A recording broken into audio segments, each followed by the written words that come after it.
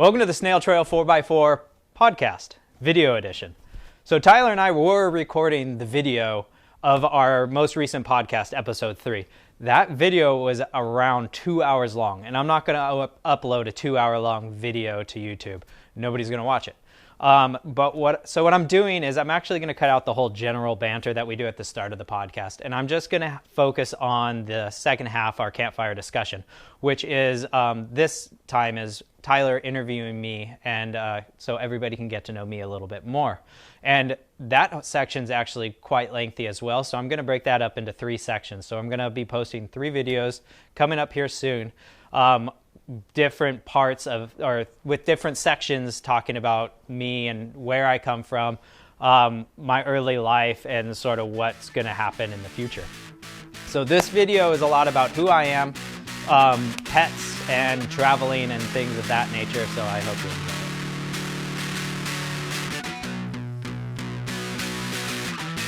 enjoy it. Welcome back, ladies, gents, and kiddos, to the campfire discussion for today, because we all love camping, we all love campfires, we all love lighting things on fire, I'm sure, especially with Jimmy, as we learned from previous episodes.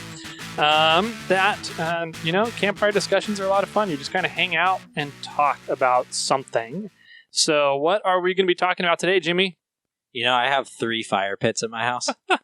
We should be doing this around a fire pit then. What's wrong with you? Should. We could feel like we could just light a fire here on the table. And I have my electric lighter right out the door there. There you go. Maybe we should actually get some like camp chairs and like an I have my camp chair in my truck actually right now in the Forerunner right outside the door too. I think and a tent. Yeah, I got it all right over there on the other side of the shop. Today we're interviewing me. Yes. Way to take it so personally. It's all about me. It's all about the Jimmy. It's the Jimmy show today. Which is usually the way it goes. Usually the way it goes. That is true. I've had to learn this working with Jimmy over the past year or so. Yeah. When was the last time you saw my vehicle on my website or on my YouTube channel? I believe it was like either last week or 2 weeks ago. Samantha was on there doing peel-outs and burnouts. Yeah. So. And then since then, it's been every other vehicle that I don't own and helping everybody else out. That's true. No, he is a very helpful person. He does a lot to help other people. So we're just giving him a hard time. So I deserve it. He deserves it. It's true. So today, that is right. We wanted to feel like, we're starting this new podcast, and we talked a lot about ourselves and kind of our interests and what vehicles we liked and all these other things kind of as time went on through our previous podcast, our previous life. So, but we were like, let's do a nice introduction for ourselves. We really want to let you guys get to know who we are. Absolutely. Because that's the cool thing about podcasting is it's a very personable medium. It's a very personable channel where you really get to know the hosts and kind of get to become friends with the hosts without really becoming friends. It's kind of a creepy thing, stalkery almost thing. So we wanted to kind of put together some interviews, more in-depth interviews. We asked the 3 questions, I think, on our first episode that was just a very basic overview. Some fun. Yep.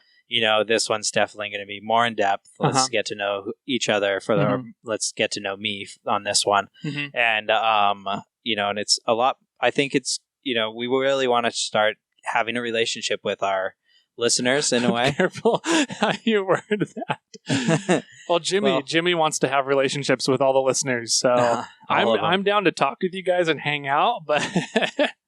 No, but especially over at the lube room. Yeah. But it's like it's more fun when you know the practical jokes. It totally is.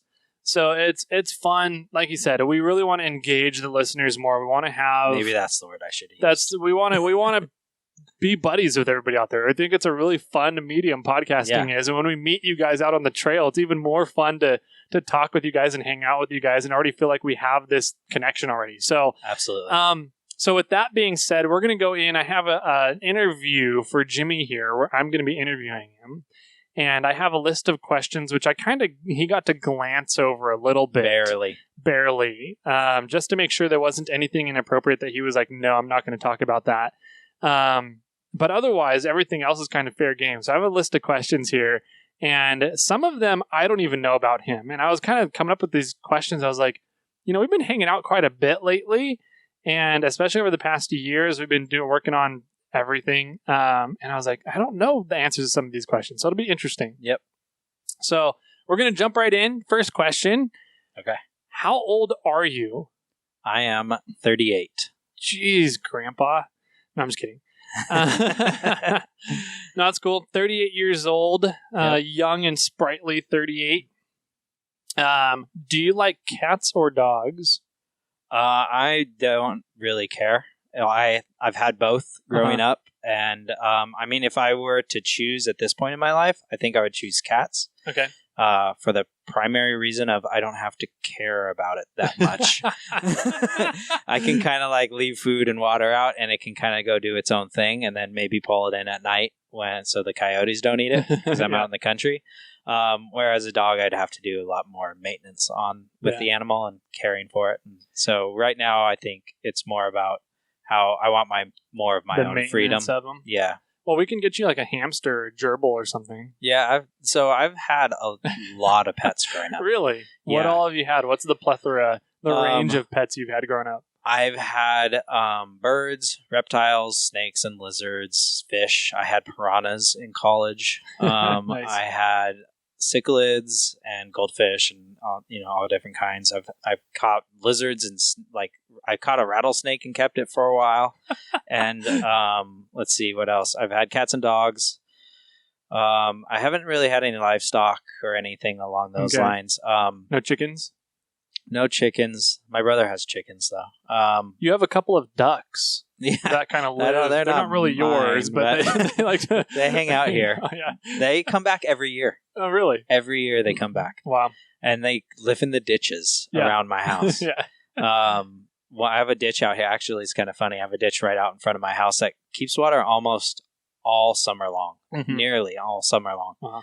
And which is odd because it gets hot and dry here, but like the hill I live by, like absorbs all this water during the winter, and then it just, the water sinks through the mountain slowly, and it just comes out at the bottom into your property. Yeah, in this property.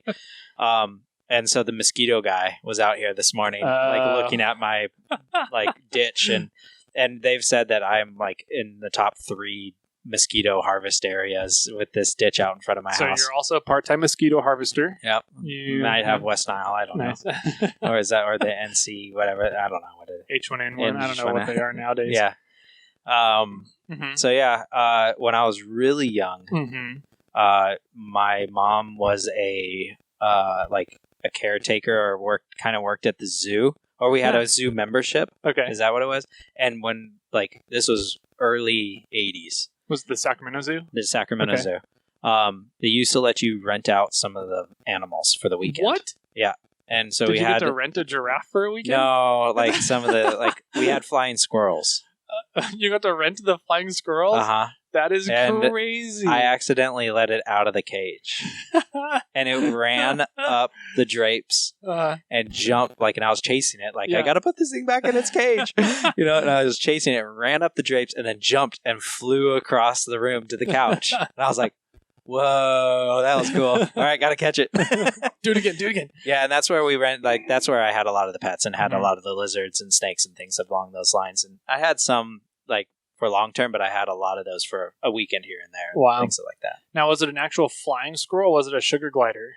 Yes. I don't know what the difference is. I just flying squirrels they're bigger. They're just bigger. Sugar gliders are really small. They literally fit in the palm of your hand. They're tiny. It was it was about the size of a rat. Rats are pretty big. It was probably a flying squirrel then. Yeah. Sugar gliders are actually notorious for bonding to their caretaker. Oh, really? And they're kind of like dogs in the sense that they bond with their caretakers. And so you can literally train sugar gliders to come when they're called. Oh, wow. So you can put them up on something and then walk away 10 feet or something and go, all right, come here, and just put your hand out, and they will jump from wherever they're at into your hand, on command. It's pretty cool. I want one of those now. I know, they're amazing. I always wanted a skunk.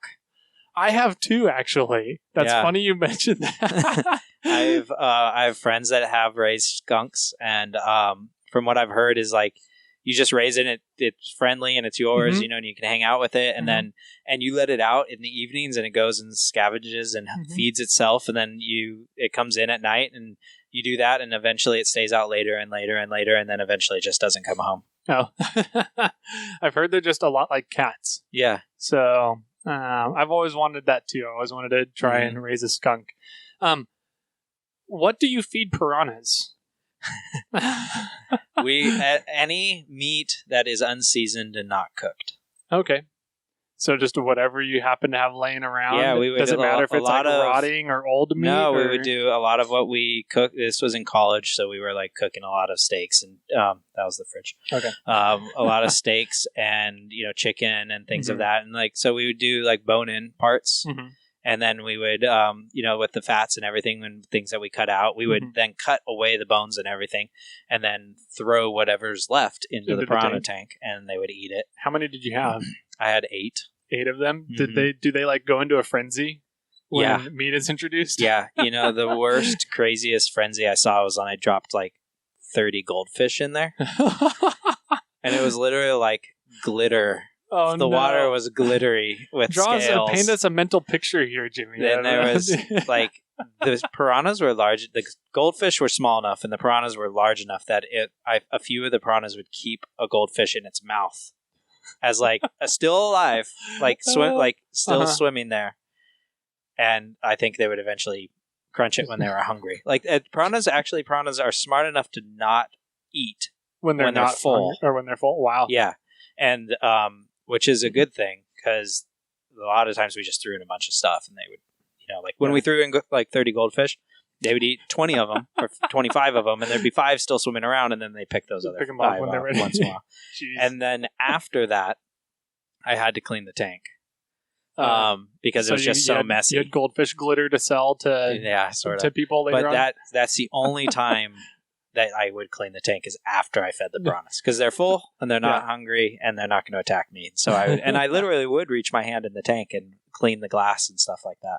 You're crazy. Yeah, I would never do that. And what was the fun time was during parties and things like that at college when people would come over and be like, "What kind of fish are these?" I'm like, "They're piranhas." And they're like, "No, they're not." I'm like, "Stick your hand in there." They're like, "No." They wouldn't believe me, but they wouldn't do it. Yeah. And then we would scare them. Like, why aren't there a lot of freshmen in here? Oh, we threw because them the piranhas. Yeah, we threw them in the tank.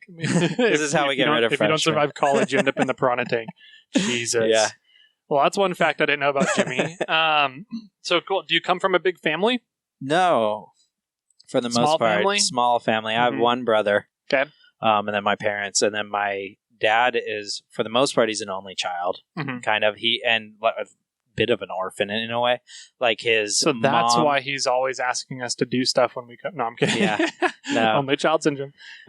His mom left when he was really young. Oh, wow. And he had a sister, but they never ever really got along. And so as soon as he was like old enough to depart and move out, he actually went into the military and left. And he went into the Marines and went to Vietnam and came back and then met my mom.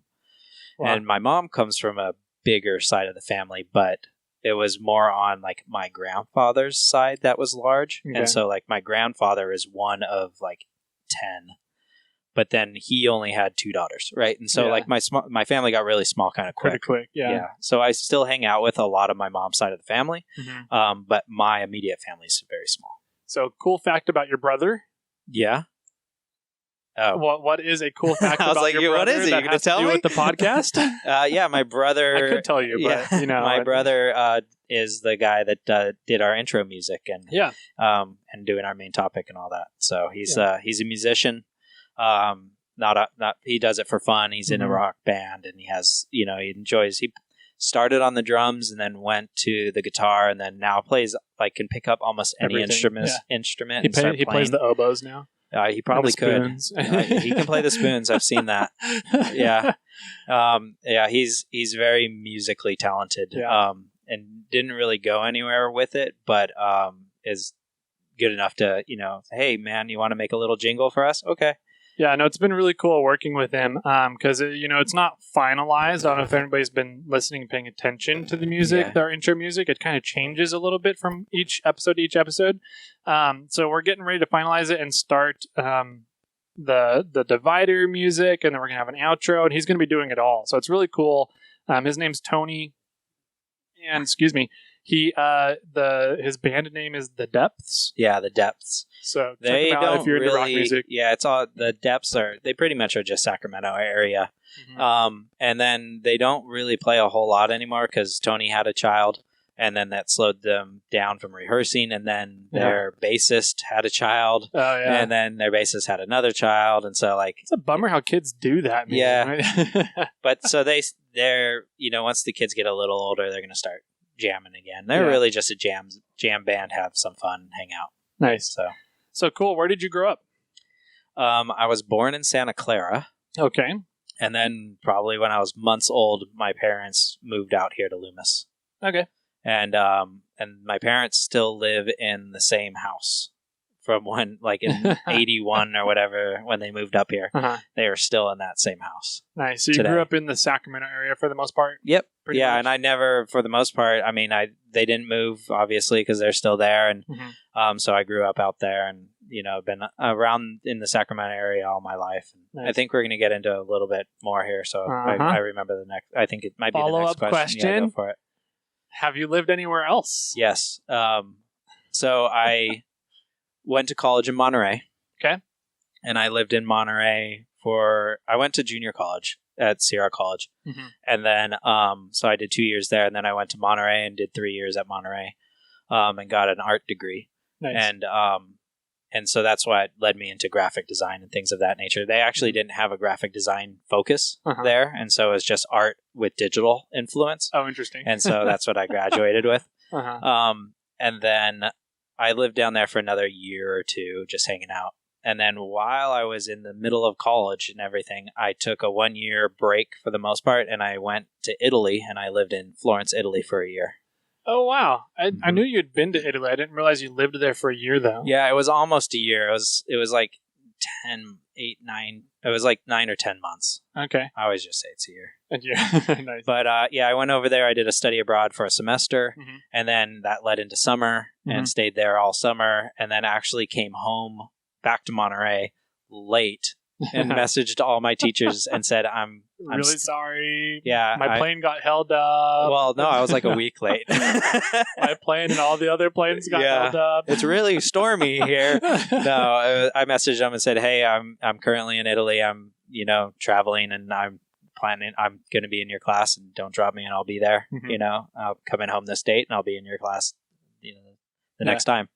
So nice. Where else have you been in the world outside of the country? I think I'm up to like low 20s in countries visited. Yeah. Wow. What's been your favoriteest country?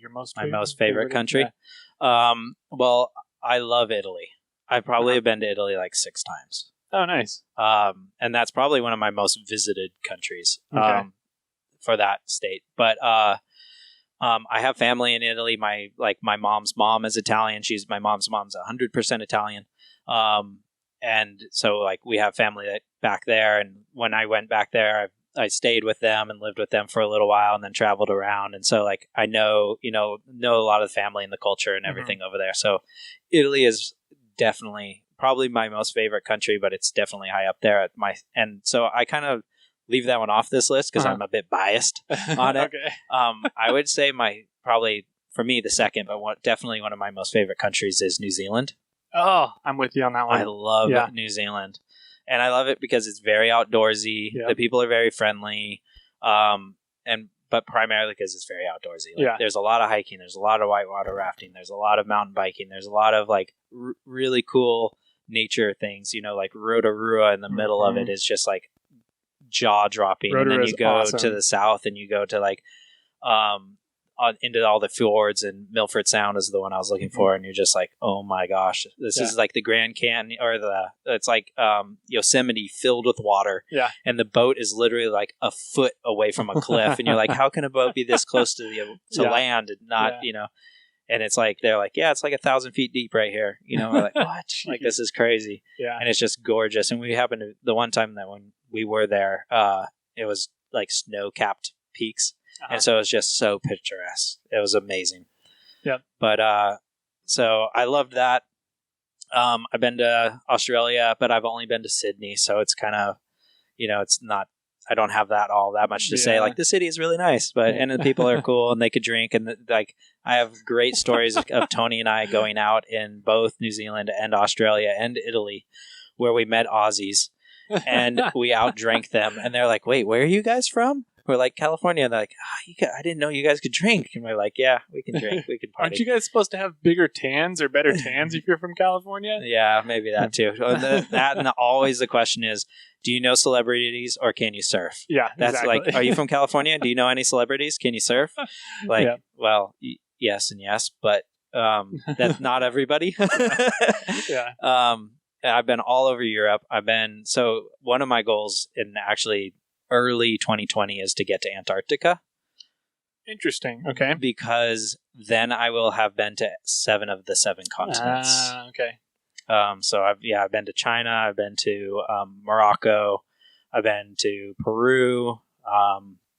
North America, obviously, and all over Europe. And so nice. Yeah. That's really cool. I agree. I think I've been to New Zealand. I spent a month in New Zealand, and it was the time of my life. It literally changed my entire outlook on life. Yeah, I was there. Yeah, so I was really supposed to be there almost a month, but I actually got news that my grandfather was about to pass, and so we went with United. We were flying on United, and we told them that like this was a family emergency. We need to get back, and they like changed our flights, gave us free change fees, no problem. Like they wiped everything and like got us on the next flight and flew us back. Yeah, it was really cool. Nice for them. Yeah. Cool. Roughly what age did you start off-roading? As soon as I could drive, if not before. I mean, you can't I could probably say I was doing some off-roading in my parents' property when I was, moving the truck with, lawn clippings or, clippings around the way back to the burn pile or whatever. Yeah. Was your family into off-roading, or was that just something that you were like? No, my family's never really been into off-roading. My family never really has been into cars in general. And I think what happened to you? No, I'm one of the black. I'm the black sheep, probably. Yeah. I don't know if I said it on this one, but I know I said it on the other podcast. But it's when I turned 14 or 15, I asked, "Hey, Dad, can we buy a vehicle so we can fix it up so that I can have a cool vehicle when I turn 16?" And he was like, "I don't think you realize how much work that is." And now, look at me now. I'm tinkering on them every single day for the most part. And, it's like now I have a good understanding. And I agree, Dad. It was probably way more work than I think I knew what I was getting myself into. But, I've always enjoyed cars and enjoyed that aspect and, like working on things like that. So. Okay. So you started working on vehicles around 13, 14, you would say? No, I was probably more driving through the fields then, but I couldn't have a vehicle to really work on until I had a vehicle. So probably about 16. 16, right around there. Yeah, 15, 16. Because I know that you've told me before that you just love taking things apart. Yes. And just seeing how they work and then putting it back together. Yeah. What was the first thing you ever took apart that you can remember? Oh, man. Was it a car? I would imagine it'd be something else. So it was when I was young, very, very young, my parents would bring home broken electronics. And then they would just give me tools to be able to take things apart. And then ask how they work, and things like. So I don't know.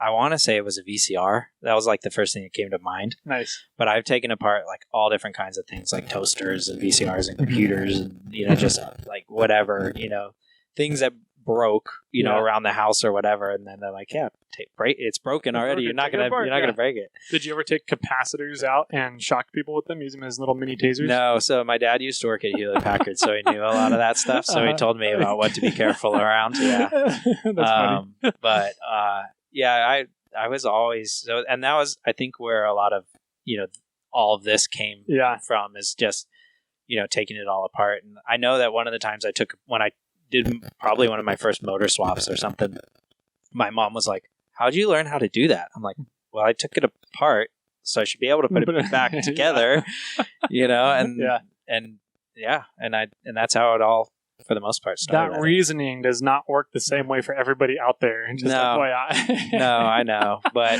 I know. One of our buddies, the full size guy, he takes things apart very, very well. Oh, yeah. But it's usually with a big hammer. Yeah, sure. Yeah. No, that's true. And it's like demo is always easier in doing something. And if you have no intentions of putting it back together, then it's like a piece of cake. Like just cut that thing in half. Whatever. Do you have any tips for people as they're kind of starting to learn how to take apart and put together their vehicles or different parts of their vehicles? Like any tips or advice? I would say take a lot of photos. And so that you have like a record of how things were or where things are. Draw a lot of images, like sketch something out and show where things are, or use like some tape and label things. And a lot of people would label like electronic starter or cylinder 1 or something else. And I usually, whenever I do those things, I just go A, B, C, D, E, F, G, H, I, J, K. And then I have another list that tells me what things are if I need to know that. But if I have 2 plugs that go together, then I have both labeled A. And then I have another plugs that go together, they're both labeled B. Right? And then that way you're not going, wait, was this the electronic solenoid or the electronic, this thing? And were those the ones that went together? And so I think more if you want to dig deep into one of these things, just keep kind of notes and have a good understanding of like how things are going to be going back together when you're taking it apart and try to remember those things. Start with something small and then work your way up. I would, if you've never taken apart, your brakes before, I wouldn't do a motor swap. And having that understanding of, okay, like now I know how the brakes work, then you can move to bigger and more difficult things. Nice. Yeah. Let me know below if you're enjoying these videos of the podcast and just us general talking. I know that YouTube and podcast lands are sort of different, but we are trying to merge them. Hit right there for the episode 2 of Tyler interviewing me. And don't forget, keep growing.